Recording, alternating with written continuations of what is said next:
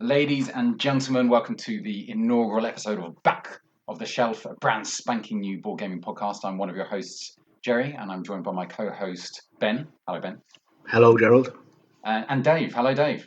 Hello. Now, seeing as this is a new board gaming podcast, it would be amiss of us were we not to clearly illustrate what it entails. And so I'm going to turn to my colleague, my esteemed co-host, Dave. Dave, hello. Hello. Esteemed. Thank you. Pleasure. Back of the Shelf, Yes. Shiny New Podcast. What's it about? Go for it. The reason for this podcast is that we're going to not only discuss games that perhaps are widely considered unknown or underappreciated, but also we're going to have to give our reasons for them being unknown or underappreciated. Okay, I like that. Very nice. Well, How would they be widely considered unknown? Don't ask silly questions so early in the podcast. Since I've got you, Dave, let's Yes. carry on this conversation. Dave, Okay. Mr. Rules, Yes. I've tailored an intricate, some might describe almost Daedalian scenario so as to allow our listeners to construct a picture of you in their mind's eye. Wow. Are you ready? I am. Yes, I am. Let's do it. Okay, so in this scenario, you've asked me out on a date, okay? Yeah. Before I agree, however, I've got two questions I want to pose to you.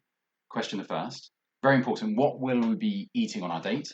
Okay, so what we're going to be eating. Question two, and probably the more important of the questions and more pertinent to this podcast, Yes. what board game will we play on our date? Do you understand the scenario, Dave? I do. Well, actually, I've got a caveat to that. Okay. Okay, the conundrum is not so simple. In this scenario, where I'm considering going on a date with you, I am a complete novice to the world of modern board gaming. I'm utterly naive to the delights of that board gaming has to offer. So, not only must you impress me with your culinary choice, but you've got to try and ensnare me with what you consider to be the perfect gateway game. Does that make sense? That makes a lot of sense. Right. It's very important, Dave, because Okay. obviously your answers are going to determine whether or not we can build a life together. Maybe we could end up flicking each other's crocodile discs. Or, well, we don't know how it's going to go. Third date scenario, surely.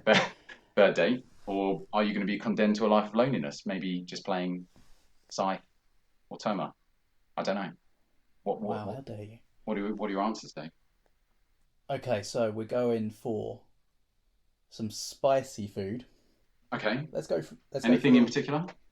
Yeah, let's go for a Thai, because I do love Thai food. That's very exotic. I like that. It's very nice. I like the idea of spicy food. That's a good start. It's strong. Good. Yeah. For a game, you want to play a game, or we're going to play a game that you've never... Let's just say, I consider myself a bit of a dab hand at Scrabble, play the old game Monopoly. I've got it. Yeah. I've got it. Okay. We're going to play Bonanza. Very nice choice. And you know what? I like how that fits in with the spicy theme. Exactly. There's spicy beans. There's chili beans. That's a great choice. I really like that. And not only that, but also Bonanza for its social element, negotiation and trading. That will get us talking as well. It will get us talking. Very interesting. I learn a lot of new board gaming terms, I'd imagine. Such as? Cards and counting. Trading cards. And money. That sounds brilliant. So yeah, there you go. Okay. This is why I'm on this podcast. That's actually lovely. I've got all the terms to hand. Those are some sensible answers. I'm really impressed by that. I love it. I like how you themed our date. I like how it's all hot and spicy. Who knows where it's going to go? Probably somewhere hot and spicy. Exactly. Well then, I congratulate you on your answer. That's a great answer. Thank you for that. Thank you very much, sir. Thank you. I'm going to pose the same question to my other esteemed co-host, Ben, a.k.a. Welsh Fury, a.k.a. Mr. Animosity himself. Where are we going to go on our date, Ben? And what game are you going to play with me? All right. Okay. Definitely nowhere where you have to use fingers. because I have had recent experiences of people touching food and then touching my games. So Yeah. something with a fork. Pasta. Safe. Pasta, no sauce. No sauce. No, thank you. Just plain pasta. Sauce is optional. As for the game, Are you checking out your board game shelf? Is that what you're doing right now? yeah, sorry, I wasn't ready. I didn't realize you were going to be asking this question. It's always popular because it's just mindless. Right. Splendor is a pretty solid gateway game. Oh my goodness, that's a solid choice. I love that. Yeah, I don't know anyone who hasn't enjoyed that the first time. Yeah, after like the 15th time, yeah, ready to move on. But first one, so they're so happy with their clinky poker chips. I mean, ultimately, the best thing about that game, clinky poker chips. Yeah. I like how it makes me feel like a maths genius as well. I get that. I get those feels when I play that game. That always makes me feel very happy. Good counting the numbers. That with pasta, I mean, feels like you're onto a winner there. Can't fail. It's gonna be a tough choice, boys. I'm gonna have to think about my decision. I guess while I do that, should we go on to the main segment of this podcast? Should we not turn the questions around on yourself? Where would I take you? I think Spender's a really good choice, actually. If I was going to choose a gateway game, and I've genuinely introduced new players to board gaming by showing them a game of Spender. Oh, I don't know whether I can top that. That's a really nice choice. I agree with Ben. No, you can't. You have to have your own. I mean, I would, in the fact of my culinary choice, I'd actually suggest perhaps not eating. So, I don't actually like food near the board game table. Maybe water. You can put that on the floor if you want, or on a separate coffee table. Don't want it near the games. No, thank you. Food, again, we'll probably have to eat separately from the table. I don't want them near the board games. I don't need my cards getting sticky or anything like that. So that's going to be a totally separate entity. I mean, I make a really good fry-up. So, fried breakfast. And then, once you've washed your hands thoroughly, I would play a game of... I've got a good one. Imhotep.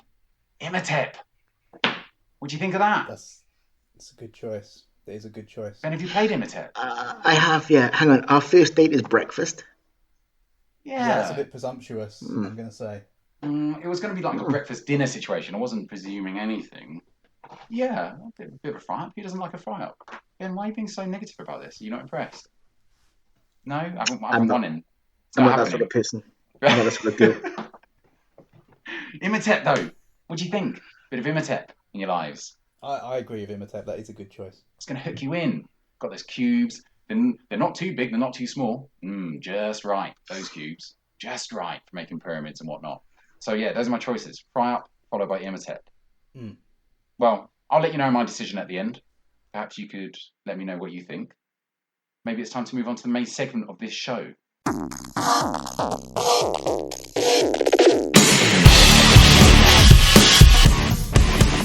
Why don't we, since we just talked to you prior to my conversation, Ben, start with you? Sure. Maybe you can introduce us to your game, which you want to share with the world, that perhaps we need to blow the dust off of. Okay. My game, before I try and say this word, I did go on YouTube and typed in this word to try and find the correct pronunciation. And the first 4 videos had it pronounced 4 completely different ways. It's so I'm just going to go with Catan. No, it wasn't Catan. Catan. The game is Condottieri. Oh, okay. I know of this game. I don't actually know anything about Condottieri. I know the name. I am in exactly the same boat. Well, learn us up, Ben. What's Condottieri? Wow. Okay. Condottieri. So the reason it's in, I mean, it's old. It's from the 90s. It must be 25 years old now. You see it everywhere. It's in shops. It's on people's shelves. It is a constant in the board gaming world. And yet, almost no one ever talks about it. And you never see it in people's top 10s, top 100s. They never really have it down as a recommended gateway game or anything. It is delicious. It's a map, central map of medieval Italy. Sold. You are gonna add cubes to this map to dominate the country. You need to get 5 on the map or 3 connected in some way. There's a little black pawn that moves around, blah, blah, blah. The delicious bit is you have a hand of cards that you are going to construct battle lines out of. So your battle lines are fighting each other. You're sending soldiers to your battle line to fight the opposition.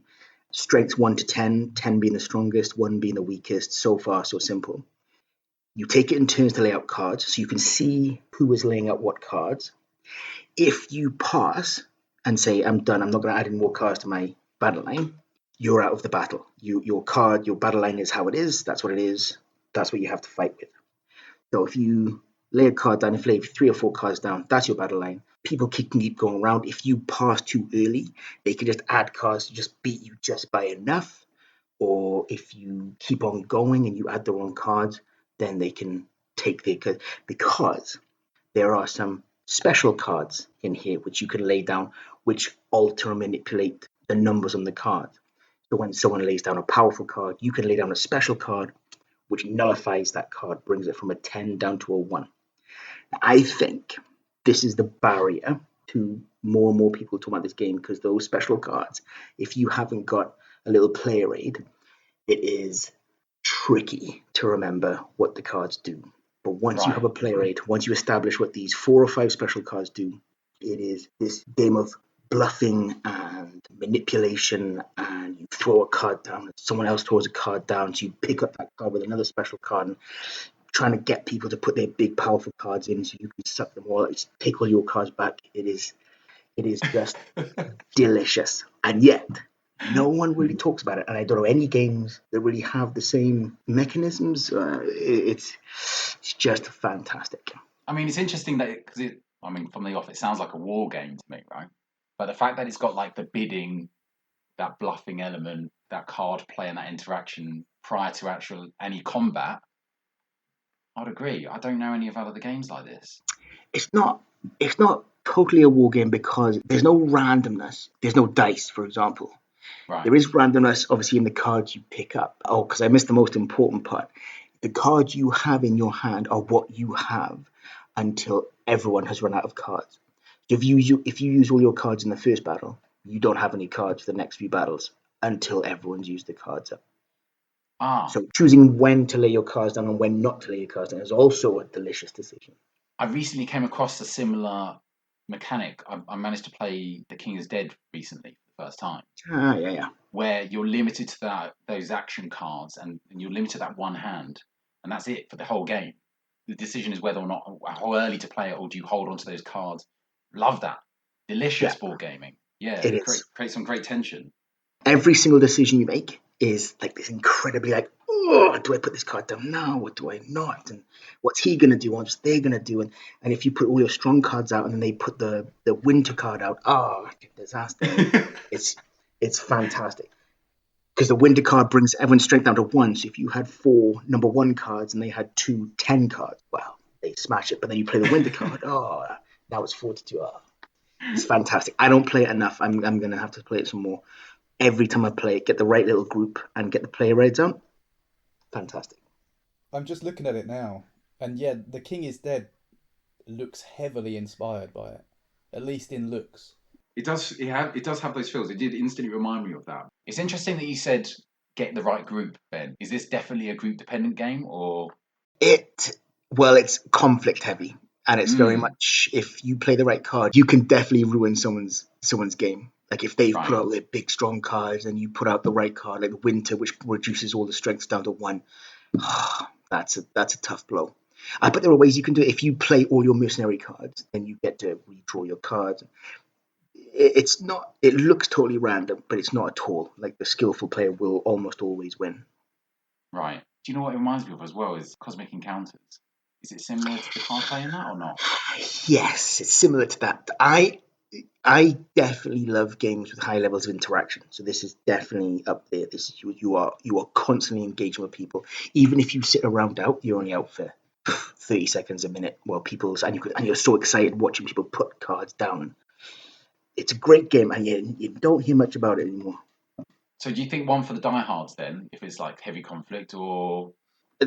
I would not put this as a gateway. This is like next step. Once you've got a few gateway games underneath it and you think people are people. I mean, my two groups I've got going here now. They're almost ready. They're almost ready. You're So building them up to that point. We're there. I think. A couple of games of Takanoko, bam, condottiere. Let's do this thing. Yeah. You put a strong cut up. Death. Is this something that's easily attainable, or is it one of these out of print? I'm gonna have to buy it on eBay, pay 300 quid for a copy kind of thing. No, you find this game everywhere, which I find so. You see it in shops because it's a small box. You can find them for 10, 12, 15 pounds. It should be one of the most popular games around, and yet weirdly it isn't. I don't know why. Oh, very interesting point. Nice. Anything you want to add to that, I guess? It was reprinted recently, so there must be a demand for it, but you just don't hear about it very much. If you type in Condottiere on YouTube looking for reviews, there's not many, there's nothing from the last couple of years. There's when it was reprinted a few years ago, one or two came out. It's like not a lot. It's such a great game. Oh, nice. Condottiere, Ben's recommendation. Lovely. Well, obviously that brings us into my next co-host, Dave. Hello. Do you have a game you want to share with our listeners that you think needs to be brought back to the forefront of, well, I guess people's gaming shelves? What's your pick? I do, and I'm going to make a case for it. Okay. By asking you guys. Actually, first, let me talk about gateway games for a second. Okay. I don't know how you guys would classify, but I'm assuming we're on the same page. A gateway game, for anyone who isn't familiar, is basically a board game that you'd use for someone who isn't perhaps used to playing modern board games. Maybe somebody that plays Monopoly or Scrabble, as we said earlier. You know, the next step kind of game to get them into the hobby. Right. Would you agree? Would that be an accurate? Yeah, I like the idea of it being a next step. I mean, sure. We've already discussed it in our date nights and everything. So obviously we're considering things like Splendor, Imitet. Oh, what was the other choice? Oh, my choice, Bonanza. Oh, Bonanza, of course. Yeah, and a variety of game types and stuff. Like, yeah, go on. Well, that's my point. So what would you guys, if you just had to think of a couple of gateway games, what would you name? My instant one would be Settlers of Catan. Mm-hmm. Now, I mean, was it now? Catan now, right? Catan so this now, is that is, and I'm sure for many of our listeners, was the game that got me into the hobby. No idea about modern board gaming. Got Settlers of Catan to the table. Instantly blown away. Loved it. Got the expansions. Got everything. And now, sick of it. Can't stand it. Like. Sure. Okay. What about you, Ben? Ticket to Ride. Yeah, Ticket to Ride. Solid, easy, so easy, and you can chat. You can chat with your group while people are taking their turns, and you go back and you just go, poof, and then you're back to chat. I find that to be the easiest way to get people totally hooked. I agree. Earlier, I was looking online purely because I wanted to see if this game that I'm going to mention was on any list, and I couldn't find it on any gateway lists. But you've got most recent gateway games, I guess, would be Azul, Camel Up, Carcassonne, King of Tokyo, Century Spice Road, and so on. Ticket to Ride, of course. But this game is nowhere. I never see it on any lists, and I don't know why. And that game is Black Fleet, which is a pirate-themed pick-up and deliver game, which, Jerry, I know you've played. I've played and I love this game. Yeah, me too. I haven't played a lot of pick-up and delivers. Neither Black have I, Fleet to be honest. is like near the top of the limited amount of those games with that mechanic in there. I very much enjoy that game. Yeah, so this game's a pick-up and deliver game where you're being a pirate but also being a merchant. It's quite unusual. In this game, what you're doing is you have a hand of cards, and you've got, on each card, you've got a list of moves that you're going to take. And on the board, you will have your own merchant ship and your own pirate ship, which will come onto the board and leave, which I'll get to in a minute. But you've also got 2 navy ships, one yellow, one purple. And on the card itself, you're going to have a certain number attributed to each ship, which will be different for each card. The navy ship, which you always have to move one or the other, so you always get a colour navy ship, your merchant ship and your pirate ship, and all of them will have a certain value attributed to them, which will be your move on the board. So if you get a navy ship and you move it, you have to move it the equal number of spaces that's shown on the card. If you have your merchant ship, you do the same, and then your pirate ship. But the way this plays on the board is really clever, because the navy ships aren't your friends. The navy ships will automatically sink any pirate ship that they come across. So if you have got a pirate ship on the board and you need to move a navy ship, you want to move that navy ship away from your pirates. But you also want to keep the navy ship close to your merchant ships, because if any players' pirate ships come near your merchant ships, they will attack and steal your goods from your merchant ship, which will then affect your pick up and deliver actions, because in a pick up and deliver game, you're trying to deliver a number of goods, and usually, and in this game it's true, the amount of goods you deliver is attributed a value. So if you've got 3 cubes of a colour, then you will get maybe 10 coins, which you're trying to earn in this game. It's all about coins. Whereas if you've only got 2 of that colour, you might only get 6, for example.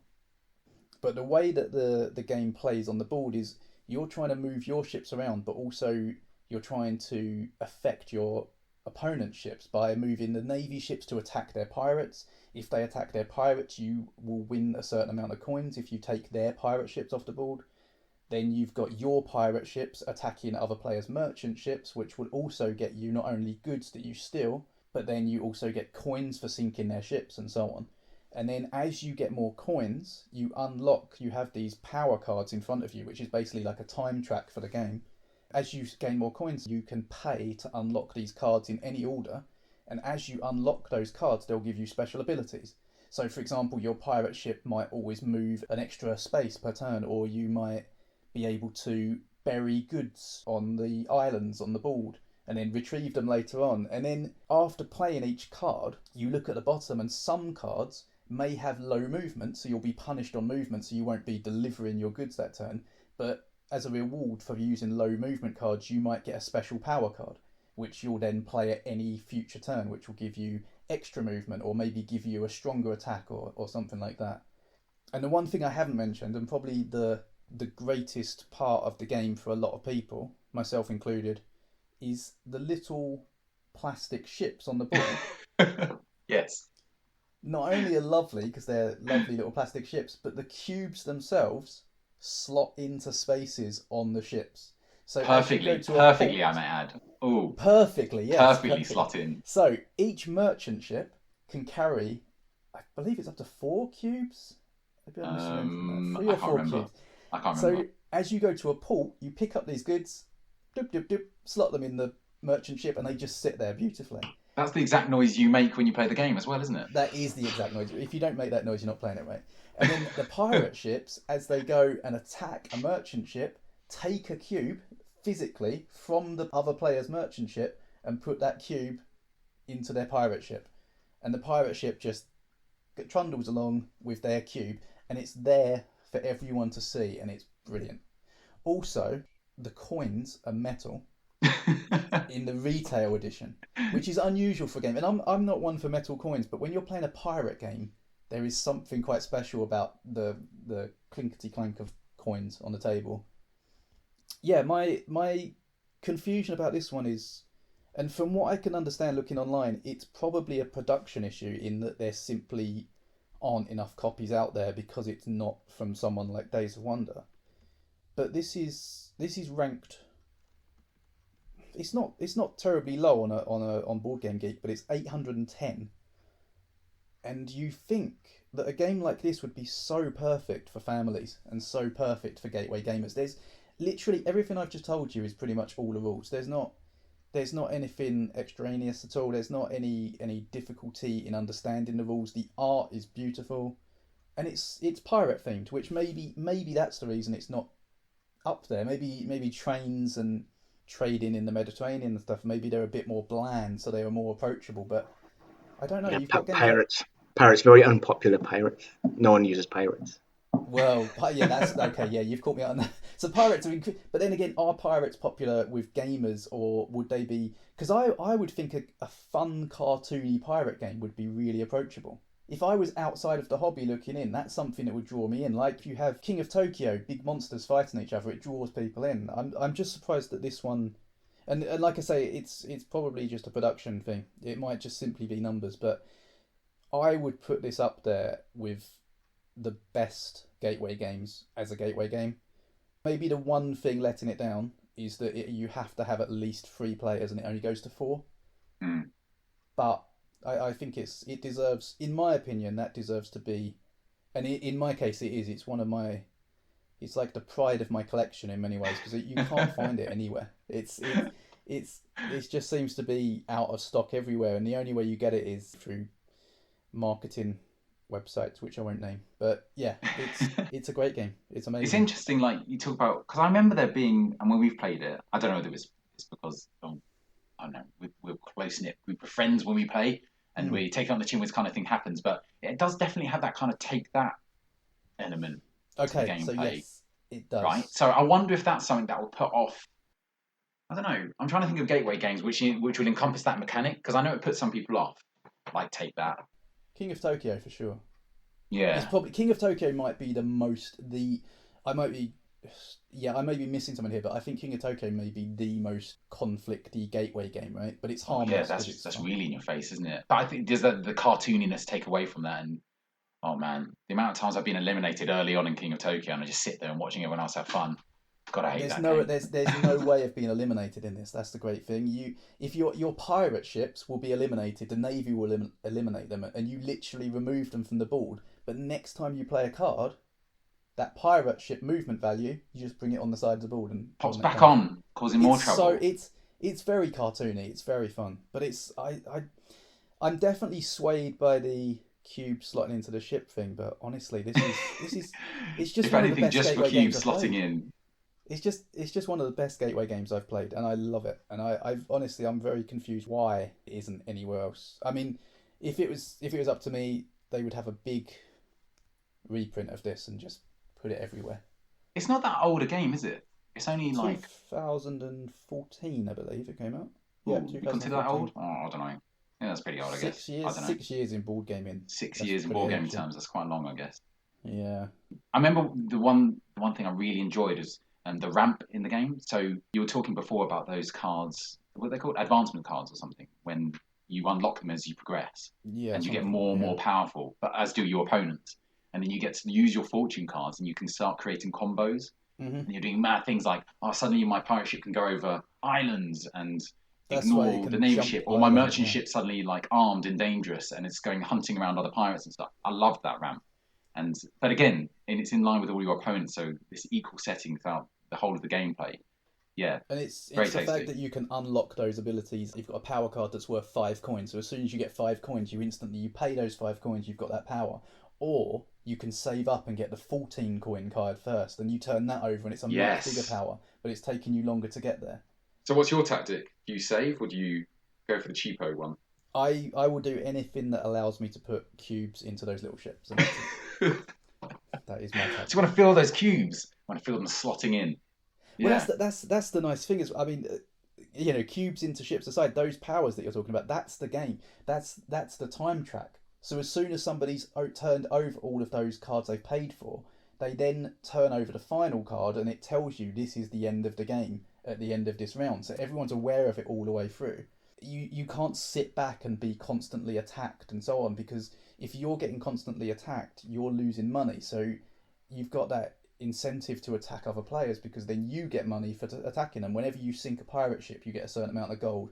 Whenever you deliver goods, you get a certain amount of gold. Whenever you steal goods, you get a certain amount of gold, and so on. So it's just so well pushed along. It takes 50 to 60 minutes maximum. Right. Any games you would compare it to?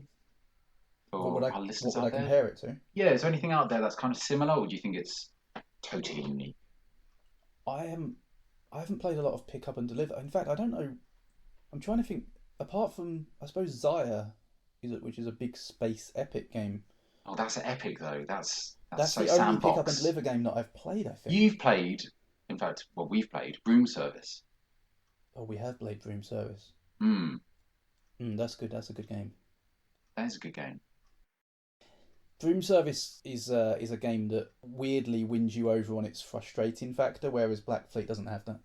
I think. I agree with you. I found Broom Service to be quite frustrating, whereas Black Fleet, again, going back to that even kill gameplay throughout, it's going down to the skill and those very small choices that is going to win you the game, like which advancement cards you're going to purchase. That's what I like about that game. But I agree with you. That's a wonderful game. For our listeners out there, go pick up a copy of Black Fleet, which actually if you can quite find tricky, it, right? Yeah, pick it it's not up. so easy nowadays. I have been looking online for this because I don't want to just name a game that's not available, but there are rumours that it may be printed again, but don't take my word on that. But deserved of a reprint. That's our suggestion, right? Yeah, well, hey, it's a pirate themed game, so you know you've got to find it like buried treasure. It's thematic. Good luck. Lovely.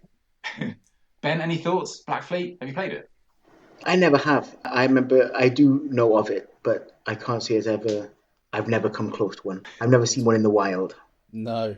Oh, Like that's it. That's a why it's panda not. of board games. Yeah. It's always on the back of the shelf. That's why. Anything you want to add, Dave? Oh, I think I've said enough. I love it. It's great. Black Fleet. Black Fleet. Well, in that case, let's move on to the final pick of today's podcast, today's episode.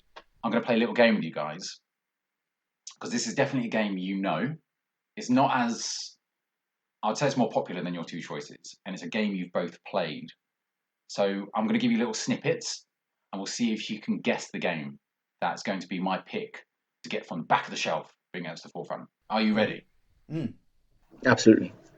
Okay, first ones. BGG overall rank 359.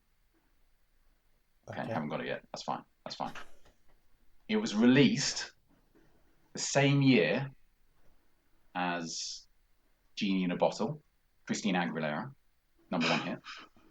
Same year as rapper and actor Will Smith's rather storming movie, Wild Wild West. Okay. El Grande. 3 to 5 players, about 60-minute playing time. It's what I would consider the best negotiation game. Chinatown. Made. Chinatown it is. Ben, you win points. Well done you. Gold star. It is, of course, Chinatown. Of course, Chinatown. So for our listeners out there, and for anybody who doesn't know what Chinatown is, it is, as I've mentioned, a negotiation game at its heart. It's a game that's set in 1960s New York. And the whole premise is there's this new wave of Chinese immigrants, and they're trying to invigorate these districts within Chinatown and build up their fortunes in America. So that's like the main premise of the game. So you've got this board in front of you, divided into 6 districts, and they've all got these plots on there. And over the game rounds, you're going to be purchasing these plots, and you're also going to be drawing these shop tiles. Now, the whole point of the game is that it's an economic game where you want to make as much money as possible. And you want to try and build up these plots with these shop tiles, collecting different sets so that you're able to get individual types of shops. So, for example, you might want to go for like tea houses. And you need a certain amount of tiles, tea house tiles, first and foremost. And you obviously need a plot where you can build them because you can only build these tiles adjacently on the board. So to do that comes the best part of the game is the negotiation of the game. It's the third stage of the round. You have trade. And testament to the rule book, the rules description is basically in this phase, anything goes. So you want to get not only your plot, you want to get the certain tiles and the trading begins. And really this is where the game comes alive for me. This is where it becomes phenomenal because it creates this wonderful social dynamic across the table where, especially if you've got 5 people playing it, you've got all these trades going on. Now you can trade shop tiles, you can trade money, you can trade plots. Like the rule book says, anything goes. And you start to get this feel of you're this impressive entrepreneur, Wolf of Wall Street-esque, talking all these different trades with all these different people. And all these trades are going on at the same time so that you can get the best possible plot with the best possible combination of tiles. So that when you put these tiles down, you can actually make money of them from the end of the round. They'll earn you income. The game's played over 6 rounds, and it's just a simple case of whoever's got the most money at the end wins. I love how the game's pre-dedicated on negotiation and the interaction with your opponents, because even though you're trying to beat your opponents with the amount of money that you earn, you have to kind of work with them for the negotiations to work. You can't just fob someone off, ignore them, because they'll undoubtedly end up with tiles or plots on the board that you need so that you can build up your little business empire. At the same time, obviously, you're trying to prevent your opponents from doing so. It's just one of these games. I know it's a little bit tricky to get hold of, but it's a game I've loved ever since I got into board game. Ben, you're the one that introduced me to Chinatown ever since I played it all those years ago. And every time I have relatively new players to board gaming, I would always introduce them to Chinatown because it's so unique to me in negotiation, how much socializing it creates across the table. And I love it for that. I love it for that. That's really the main reason why it's my pick for back of the shelf this week. Now, I know you guys have played this game. Yes. What are your thoughts? Is it worthy of an underrated game, or would you say it's rather known in board gaming circles? It's pretty well known, isn't it? Is this a back of the shelf game? Well, there's the argument, right? Because I know you know it. I know Dave knows it because I've introduced it to them. But it's one of these games that, again, let's go for social media, for example. I never see anyone playing anymore. No, It's true. just, and again, it's an old game. So 1999 is when it released. Really? It's had a couple of reprints. The latest reprint was Z-Man did the reprint in 2014, and they did like the big box first, but then they went to original size box in 2014. So it's getting on in its years. I'm so happy you say Z-Man. Z-Man, Yeah, Z-Man. agreed. I was nodding along to that one. I think it's a back of the shelf game purely because it simply isn't as available as it used to be, and I think because of that, it's been forgotten. So I think it is a back of the shelf game, but I think through, well, I mean, I suppose that, I was going to say through circumstance, but that kind of goes for any back of the shelf game, isn't it? But I think it wouldn't be a back of the shelf game if it was widely available, because I think it's probably one of the best negotiation games out there, and I think that's quite widely talked about in many ways. If you start talking about that subject, I think Chinatown inevitably comes up. Wow, that's because there aren't many around. If you think of pure negotiation games, there aren't many. Can you think of any? Can you think of any pure negotiation games? Chinatown was the one I found because our group, back when we started, the element of Catan that we loved so much was the trading with each other. Buy and sell stuff. So I went looking for negotiation games. Whew, not many. Do you know what one that's already been mentioned this evening, which I'll put high up there, is I guess it's more trading, but Bonanza, in the fact that Yes. when it comes to negotiating the It does have that open negotiation. It does phase, have that doesn't feel, that same kind of feel that I get from Chinatown. Feels more because I like the economic feel of it and the fact that you're these entrepreneurs. I love the theme of it and everything. That's why I'm more sold for that negotiation game. I also feel like even though it can be quite fierce, again depending on your group in negotiations, it doesn't feel like you're going to create any long-lasting grudges or anything like that. It still feels. It's light. I can't think of the isn't it? superlative. It's lighter. It's a lighter negotiation. Yeah. I don't. Well, yeah. Group I don't dependent, like maybe, the but obviously I I played with come out of you, that game Ben, exhausted. so long grudges there. Yes, it's definitely something that needs to come back to the forefront of people's board gaming shows. I think where it's unique for me, I know this has been talked about by many people, but it's that free form gaming. They've designed a game and they've written the rules, and then at some point the rules just stop and it just says, do what you need to do. But also creates that form in which for that to happen, where it doesn't get like mad or it's grudgy and constrained stuff without like that. feeling constrained. Yeah, I was trying to think of other games that do that well, not necessarily with negotiation, but Twilight Imperium jumped to mind. But I don't know whether that's a bit of a complicated example. When you're negotiating with your neighbours, it's not so specific as Chinatown. But again, that's why it's kind of top of my list for those reasons. Do you know what another bit I love about it as well? And I always try to, like, I'm going all Rain Man, trying to become some kind of maths savant in playing Chinatown, is keeping track of everyone else's money. Because even though you have the cards face down, we pay out at the end, Monopoly style, everyone gets paid out.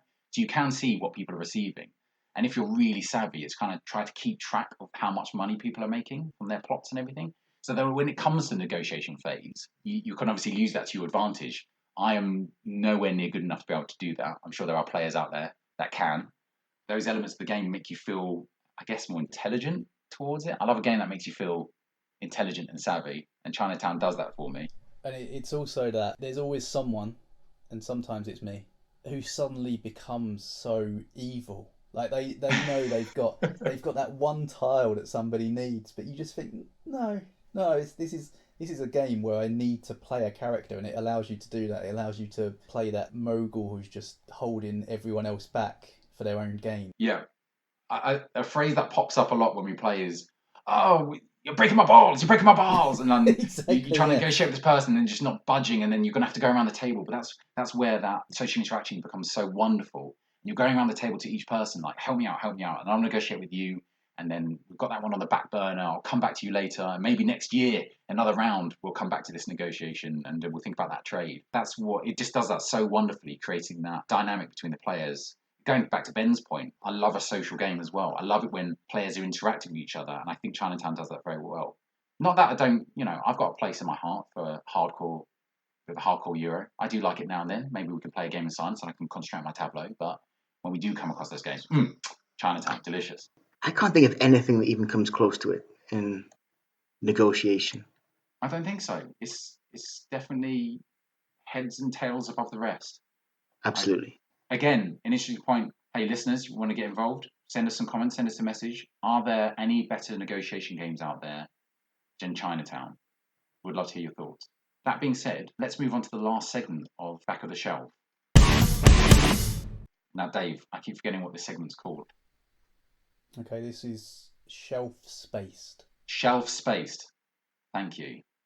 Ben, what does shelf-spaced entail? Okay, shelf-spaced is something that we dislike in the world of hobby gaming.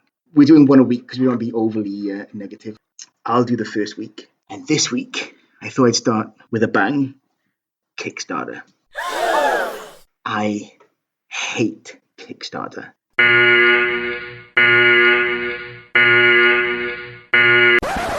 This is a big one. It's a massive one. If we never do a podcast again, at least I've got it out there. Why then? Why? Why Kickstarter? I remember when Kickstarter was first mentioned. I don't know, it was a long, long time ago, obviously. This game popped up, this thing called Kickstarter. I've had a look. Interesting, not sure what's going to happen with it. And the original idea, where young, up-and-coming, unknown designers, artists, etc., got their board game that a big publisher wouldn't have looked at, especially niche games, got those available. Loved it. Thought it was a great idea, brilliant. I wonder where it was going to go, but didn't really pay much attention. That is not what it is now. That it is a glorified pre-order system dominated by miniature games. Like, I don't know many successful games. I mean, there are some that made lots of money, but there's not many really good games that have come out of it. The overwhelming amount of board game media that is now dominated by Kickstarter antagonizes me. Like, the whole point of this podcast is to find old games, 10, 20, 30 pounds, and have a great time with those. Spending obscene amounts of money on miniatures. I love miniatures, but there's nothing good that's come from it.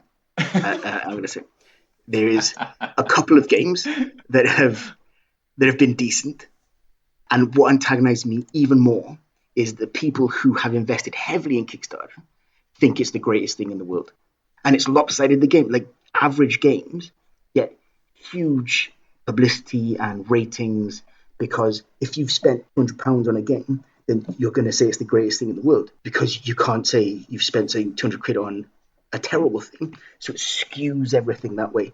If I could remove one thing, it would be this. So I don't have a lot of experience with Kickstarter. I've never used Kickstarter before.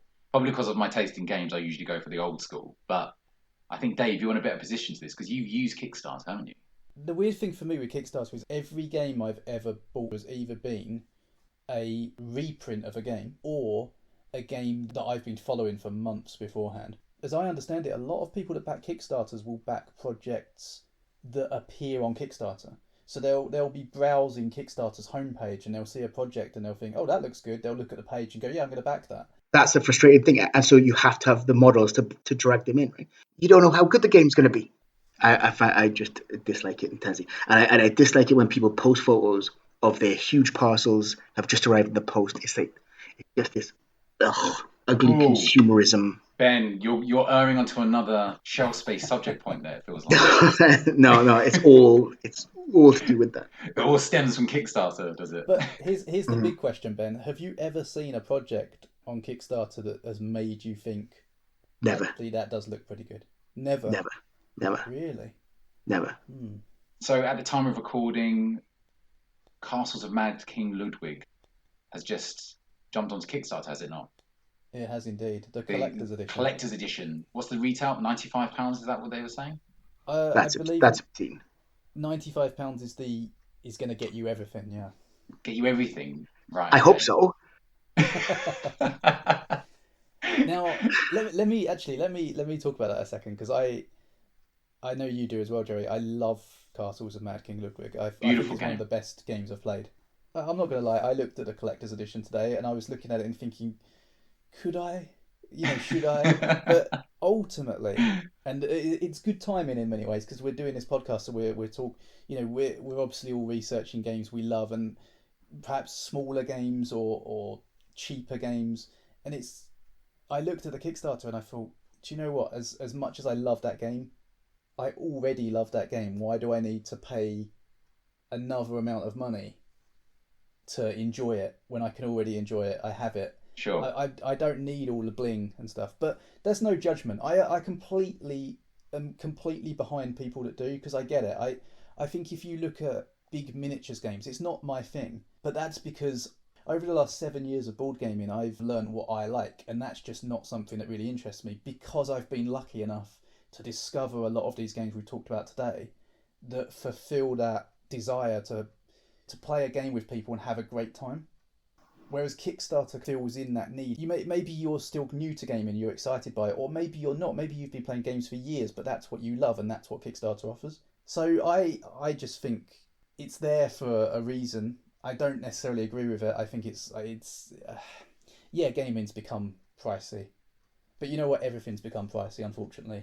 It's become a consumerist hobby as much as it is a hobby about getting together with friends and just playing a game. I tell you the reason I've never been enticed by Kickstarter is because I never spend more than 20, well, it used to be 20 till about 6 months ago, never spend more than £20 on a game. I've always managed to find what I want for less than that. Where are you looking then? Because you're hard pressed nowadays to pay those kind of prices for games. You find them. You just have to be patient. That's all it is. You just sit there, I scan through, you find the games, you go through the links, find what other people are selling, and every now and again I win one. And it's always less than you could probably find it elsewhere. Kingdom Death Monster for 25 quid, that kind of thing. You'd be surprised. Well, on that note, I'll put it to our listeners then, this week's Shelf Space Kickstarter, yes or no? We'd love to hear your thoughts and opinions. And I think that actually concludes this week's episode of Back of the Shelf. Dave, where can people find us on social media and whatnot? Okay, we're on Instagram at Back of the Shelf. I think there's dots in between each of the words, though. Shelf. Yeah, it's a very popular handle, Back of the Shelf, so I can get it. Okay, so we're on Twitter for that reason. We're not Back of the Shelf. On Twitter, we're at BackshelfPod. Nice. Anywhere else? That is it at the moment. I believe we might be setting up a Facebook page if people request it, but at the moment Twitter and Instagram are our go-tos. Okay, lovely. Well, in that case, thanks very much for listening to this week's episode of Back of the Shelf. Check it out. This week's picks: Condottiere, Blackfleet, Chinatown, and we'd love to hear your thoughts on Kickstarter. Until next time, it's bye from me. Bye from me. And it's bye from me. One thing you've forgotten. Go on. You didn't vote on the dinner and game. Oh. Do you know what? I'm sorry, Ben. It's going to have to be Dave's. You are joking. Splendor. Yes. It was the combination.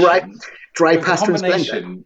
I put a lot of effort into that. It was thematic. Spicy food, spicy gaming. It's going to lead to a spicy time. So, yeah. Have you eaten spicy food and then sat down for a 2-hour game?